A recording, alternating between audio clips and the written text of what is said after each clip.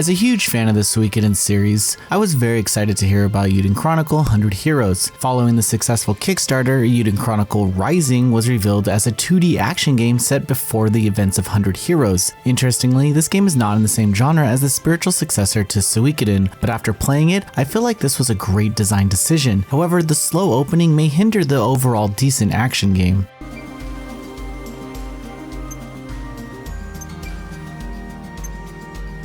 Eiyuden Chronicle Rising introduces us to CJ, an aspiring honorable adventurer with the goal of exploring rune burrows and finding treasure. However, she quickly finds out that obtaining an adventurer's license requires her to assist the townspeople of New Neva and collect stamps. So naturally, the townspeople will ask her for something and you adventure out to find it. The opening is pretty linear as you move from quest to quest, delivering items to those who requested them. After a few stamps, you'll get the license and the real adventure begins. The opening is almost straightforward to a fault. The introduced systems make it seem like you're on rails through the adventure, unlocking little by little in a linear fashion. For most of the game, this is true. Your main goal is helping the town while on a quest for a rare and powerful lens, but the two seem to be completed simultaneously. In true Suikoden fashion, you're tasked with building up the town with every type of shop you can imagine. After about 5 hours, you'll have a thriving village and a firm understanding of the game's systems. However, getting to the good parts of gameplay can be long-winded. You're stuck with a very basic moveset that evolves with upgrades. The crafting system is heavily leaned on since there isn't a dedicated skill tree, so the shops simply level up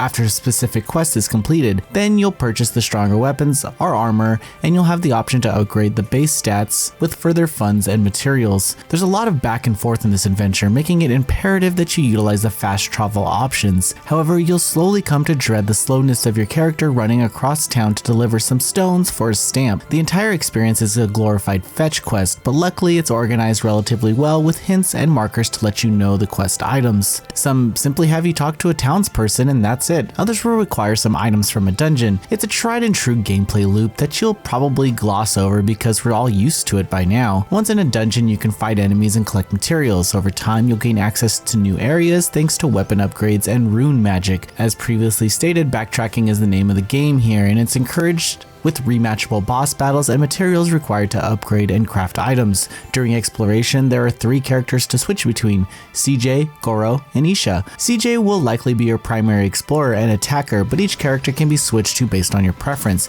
Enemies may require a specific character skill to defeat, but again, it's all rather straightforward. Fighting becomes more intricate in the later hours of gameplay as you expand your moveset. Further, you can add link combos to your attack, which allows you to switch to your other party members and cause massive damage. The fighting is responsive, but the gameplay can feel floaty while you get used to the mechanics. Eiyuden Chronicle Rising was developed on a budget, but you would be hard pressed to tell given the beautiful environments. It makes revisiting them not so bad with the gorgeous background and foreground animations across unique dungeons. Things become even more extravagant once you get to the rune burrows, but that takes some time to unlock. The best element of Eiyuden Chronicle Rising is its writing. The main quest is really well written and establishes this world divided by traditionalists and those seeking to expand. The story of CJ is of significance as we learn more about where she's come from and her goals. On the other hand, Isha must do everything in her power to be a great mirror and win the respect of the citizens. Some of the weaker moments of gameplay can be found in its difficulty. Bosses can be exceptionally underleveled if you decide to level grind and use item buffs. There's even the option to one-cycle them using the link combos. Still, they're fun, but upon future visits, I would have liked the option to rematch instead of the fight just starting. Towards the conclusion, Eiyuden Chronicle Rising comes together with a well-constructed battle system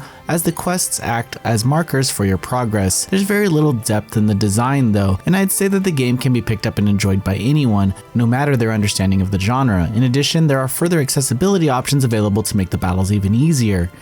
Eiyuden Chronicle Rising should be played if you plan on diving into 100 Heroes next year. Luckily, it's a straightforward adventure through some beautiful environments and a well-crafted narrative. Furthermore, the very low price of admission for such a charming game made me enjoy it even more, given how far the developers were able to push the presentation. So, in case there was doubt, Eiyuden Chronicle Rising definitely rose to the occasion. NoiseyPixel is giving Eiyuden Chronicle Rising a 7.5 out of 10. Thanks for watching. Please read the full review at noiseypixel.net. NoiseyPixel is run by a group of gamers who work hard to deliver news, reviews, previews, and more. Please subscribe to keep up with all our future content.